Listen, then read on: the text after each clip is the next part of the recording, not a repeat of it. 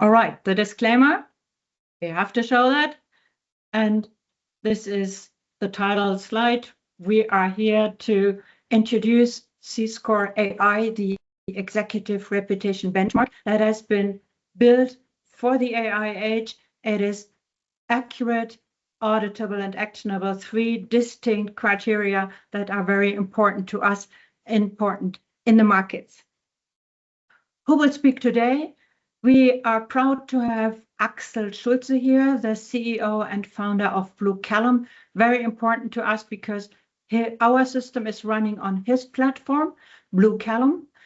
Then we have Zishan Naim. Zishan joins in from Poland. He is an avid supporter and early user of C-Score.ai, running as CEO and chairman an automotive company, which is Skymotive. Welcome, Zishan, and thank you for your support. We have Vlad and Heinrich, and they have been instrumental to building the product, and you will hear from them throughout our webinar. So for those of you who don't know me, I have those 2 sides as Susanne, the business person, and then the Susanne, the mountaineer. I've had many years of experience in both fields, and I had the honor and pleasure to work at executive levels in large companies, but also I had the opportunity to climb the highest mountains in the world, and this is very special to me. The thing they have in common is that reputation plays a huge role. It is a question of life or death. Who are you with? Does that person has a great reputation? Then you take them on your team, otherwise you don't. These are some of the companies we've been working for over the past 20 years, and this is what is the building block of our system. Without those experiences, without having worked with those top executives, we wouldn't be able to have built that product, because this is our learning ground, the 20,000 hours that we spent for them. I learned about reputation for the first time in 2003 when I was still working at Siemens for one of those executives here, the central board. They were attacked, or they were accused of a large bribery scandal. The German government sent some of them to jail. Some of them had to pay huge fines. Some of them were released free. One even killed himself. And that got me going. Why those differences? What was here? What made them different? But back in the time, reputation was almost styling advice, yeah? This is from an original consulting report where a different pair of glasses was recommended to make that person appear friendlier in TV. And I felt like, no, reputare is in Latin, weigh and calculate. So let's try and do that. And as we see today, this is, I'm really not alone with this belief. Elon Musk is, so to say, on my side, but he thinks his reputation is worth $962 million. How he comes to that conclusion, we will see at the end. 2013, when I got started with presenting the first C-Score, this is an old website, midnight in November 2013, we said, okay, there is C-Score, then there is H-Score for scientists and G-Score for Hollywood people. C-Score must count presence and social behavior and performance of the executives. We had 36 data points and did most of the work manually, which was really bad. Then we came across Professor Mark Eisenegger from the University of Zurich, and he had this amazing, helpful categorization that built, or is the building ground for having that AI system structured. So he says reputation is a 3-dimensional construct. It is comprised of functional, social, and expressive reputation. And here we could translate this into technology and come up with a system that has 3 big categories per person. 50% of what we are collecting about a person is about their performance, the so-called functional score. 20% about their social appearance in the world, which is their social score, and then 30% is presence. How are they present in the media and beyond? So those 3 categories are subdivided into 7 dimensions. You see here from the lower left corner, from leadership effectiveness to the upper right corner, digital perception. You see the categories shining through. And those buckets, in those buckets, we suck in all the data points, 72 in total, which is really a crazy high number and takes an incredible number of coins.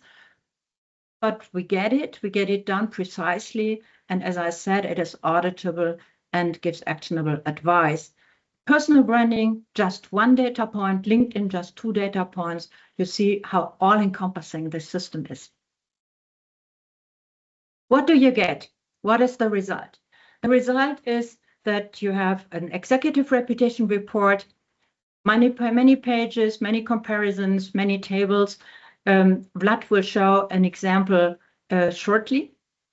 You get a how to read, which gives you consulting advice already on how can you act now on those findings, because a report is only paper. And then we look together into the 72 data points to give you clear evidence where does that data point or remark stem from. We have the database where the comparisons can be run between industry, between age, between gender, whatever you like. And then there is a chat.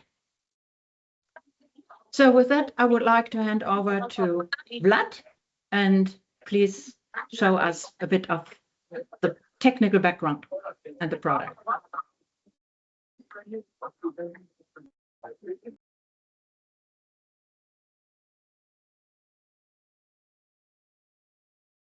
We don't hear you, Vlad. You are muted. Excuse me for that. So yeah, I would like to go a little bit deeper in the technical side of the system, how it works internally, what are the outputs, and what one gets as a client. So this is our example report for Miranda Priestley, as many know. She's a New York City-based editor-in-chief of fictional fashion magazine Runway from The Devil Wears Prada.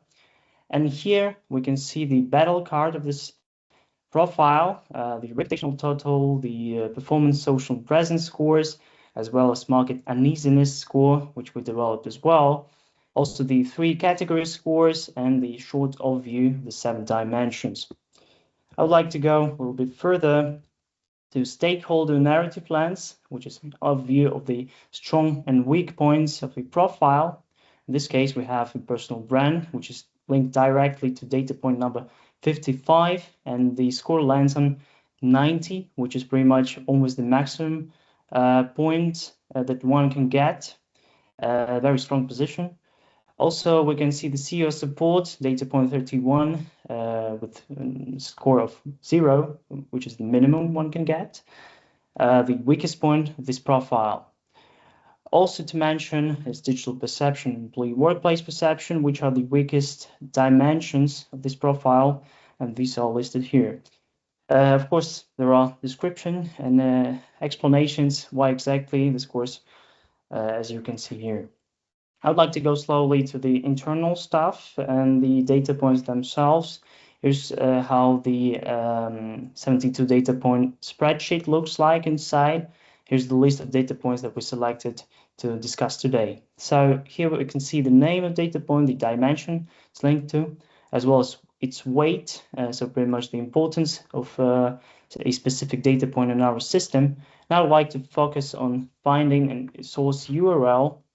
So this is the finding.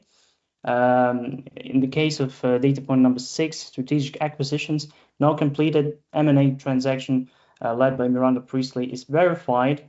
So nothing is found, therefore the evidence grade is D and the score is NA. I would like to focus on evidence grade as well. We have a range of grades from A to D, so D being the worst case scenarios. Pretty much there was no auditable and verified source found in the internet online, and A is the best and most supported by many sources and links in the internet. Here we can see the source URL. Since it's a fictional character, we don't have a big list of sources, but for real life executives, it's significantly larger. Also, data point number 18, ranking industry benchmarks. The finding states that the official 2006 page describes runway as the holy grail of New York fashion, and therefore scores to 75, with evidence grade B, very much supported the internet. I'd like to go ahead and show you the internal formulas and logic behind each data point. We selected data point number 6 and 18 for this example. Here we can see that there is 3 spheres that we assess in this case: strategic fit, ROI, and synergies. I would like to focus on synergies for this data point.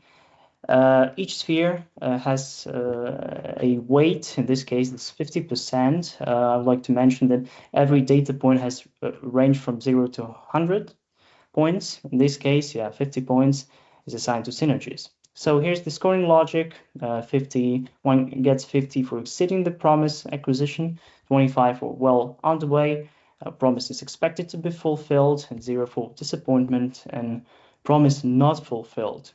I would like to show you as well the list of remarks that we prepared. So for example, here one should consider merger of equals. I would like to go deeper in data point 18 as well. Ranking industry benchmarks. Here's the definition. Ranks should reflect industry position, experience, of fake joke controlling, overly political, etc. Ranks should be ignored. Here's the number of benchmarks and score. Here's how formula looks inside in our Excel sheet. Here's the formula itself. And if we change the number of benchmark, of course, the score will change. So here's pretty much how it works. Thank you very much. Thank you, Vlad. Let's go back to the presentation. And I hope it takes us to, no, it goes back to the beginning. That's my bad, excuse me. But we will be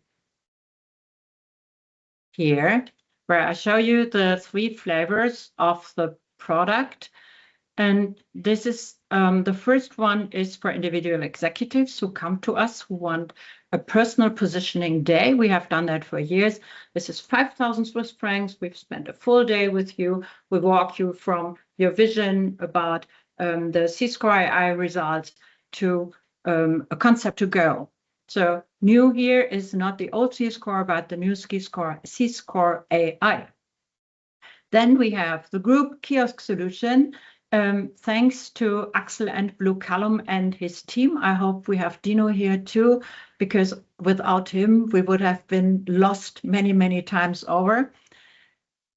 It is meant as a self-service solution where you can come and draw reports as you need if we have a contract relationship and if we have done our consulting work before you get there and at the very end. So then you are in that secure environment. Someone has said you cannot sell a gun without telling people how to shoot. So this is what the workshops and the consulting is for. Then we have, of course, enterprise projects that we love to do, where we use C-Score version, C-Score.ai flavors as needed. And the pricing typically is between 20 and 54K. And you can either benchmark one executive multiple times, let's say every 4 weeks, if you like, or every 6 months. You can also benchmark multiple executives, competitors, whatever is needed for your current business situation. So speaking about pricing, I would like to give you a quick guidance on how to budget for reputation.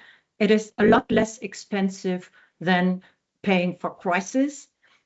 We recommend that it is 1% of the sensitive market cap sensitive to C-team reputational damage.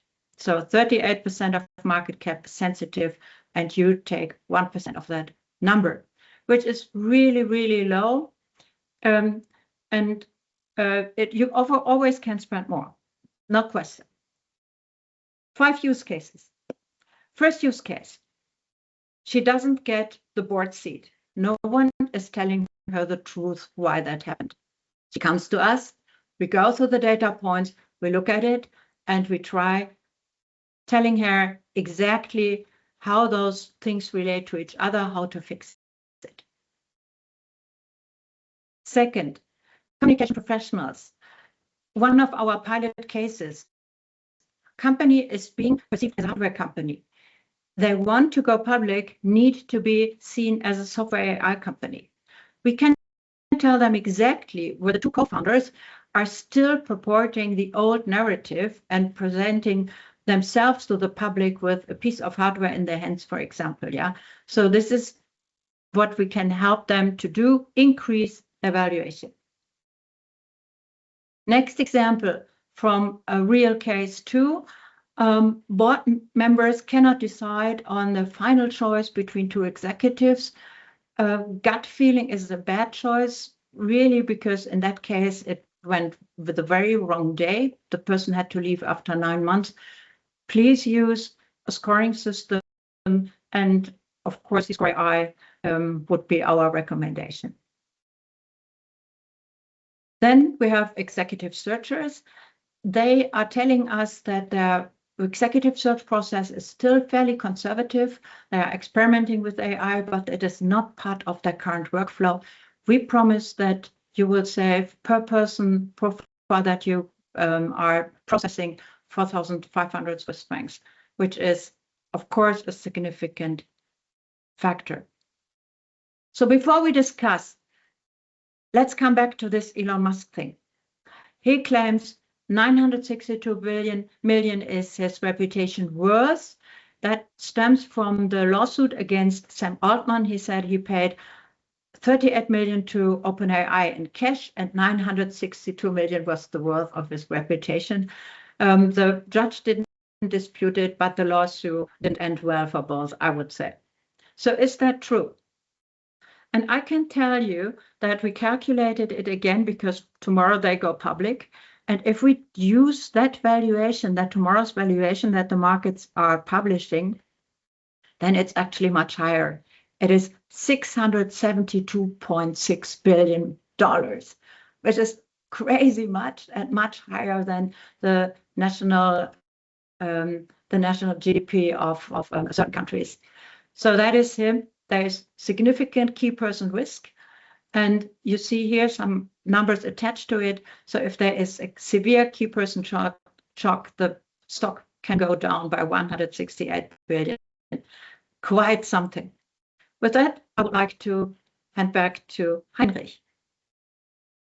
Thank you so much, Suzanne. Let's go to the discussion. Before we open the floor to all of you, we would like to start with some opening questions, but we would also like to ask you to already ask your questions in chat. And after we are done with our opening questions, we will go back to your questions one by one and have them answered.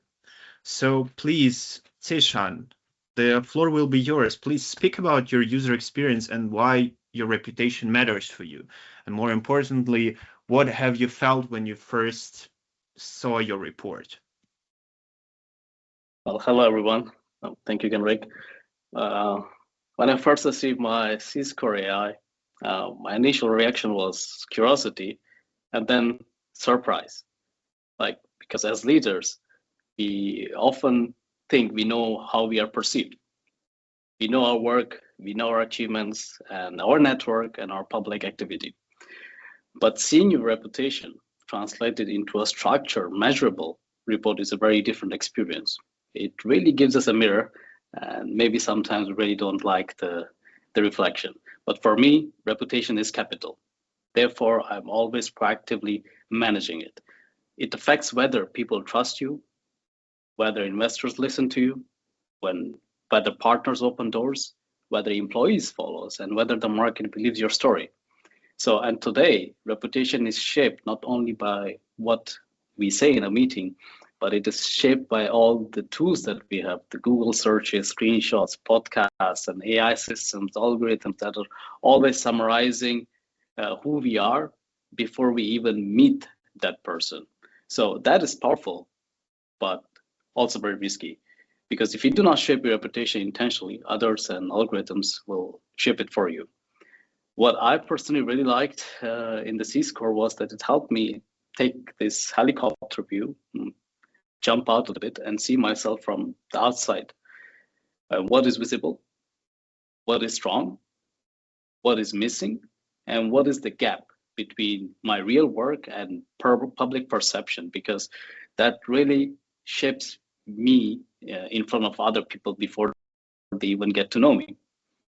And that is something I believe we as leaders should always control it and not let others carve our reputation for us, but we should proactively carve it ourselves and show this figure to the world, because that's, I believe it's as important as our health, right? So if we don't have good health, we are not able to function. So if our reputation is not healthy, then we are really not perceived well in the public eye, and the business and public relations and personal relations, all of them are affected by it. I basically work in cross interdisciplinary fields. So we have automotive, cybersecurity, and AI, and they're already very high trust areas. So you cannot build serious partnerships, relationships, or lead teams, raise capital, or speak about the future if people do not trust the person behind the message. So for me, the report was not only a score, it was a strategic tool and a strategic investment. So I would say this is not just interesting, but it is very necessary. Thank you. Wow, thank you. Thanks a lot. Thank you so much, Tishan. Quite a speech. But now we would like to turn to Axel Schulze. Please speak about security, where the data lies, the Oracle environment in general, and also about the deep research. Okay, sure. Yeah, first of all, thanks for having me here. So, and I'd like to start piggybacking basically on reputation and trust. I mean, the way I got here was through a relationship I had with Susanne, a business relationship for years, and there was, I believe, trust, and my reputation was, I think she mentioned once, I'm not a bullshit guy. And so it helped me actually to get this opportunity, and probably for us together to do something that seemed to be almost impossible in the beginning. So when I say we, then I mean Blue Column, the company I'm running, enterprise AI technology company. We exist since 2021, and we started this crazy idea to build an agentic IT platform for the future. This is like, okay, you're building now the next SAP or something, sounded totally out of the ordinary. But I believe there are ways to do things that are completely different in completely new markets, and that needs completely new teams. And this is what we believe we are in. And it looks actually good right now. So using chatbots, co-pilots, agents, and so on, you know all of these. They are individual super tools to get something done. It's almost like Microsoft Office. Everybody uses Office since probably back in the old days. But when you do something bigger, something more complex, then this is a completely new ballgame. And when I heard about her project on C-Score, I realized, first of all, wow, I had no idea what's actually in the back end in order to get the scores she did. I mean, I was blown away. And in the beginning, I actually thought, no, there must be somebody else behind it because of the sheer complexity. And so long story short, we came to terms and helped her basically build what she already had into an AI infrastructure. And probably one of the positive things were that we were running our platform on top of Google OCI. And Oracle OCI. And Oracle OCI, I mean, the company is known for being in the enterprise business for, I believe, 40 or 50 years. So also here, it's about trust and reputation. And my relationship with Oracle goes actually back all the way when Larry Ellison basically started Oracle in the old days. And so this worked out well. And we learned a lot about algorithmic AI versus agentic AI and how we put it together. And today we're very happy that you guys are on board. And while many people fear AI still today, that it kills all jobs, I can tell you in the last 4 years, we have never seen a case where a company finally came to the conclusion, yeah, well, this is great. We have 25% productivity increase, so we can let 20% of our people go. And this is something that might be interesting for all of you. Yes, you can let them go, but imagine you keep them and take these 20% incremental productivity in growth, innovation, and customer experience. You grow more than you gain when you let them go. It's a very simple math. It's no magic at all. And this is why we're existing and exciting also to work on a project like C-Score. Thank you.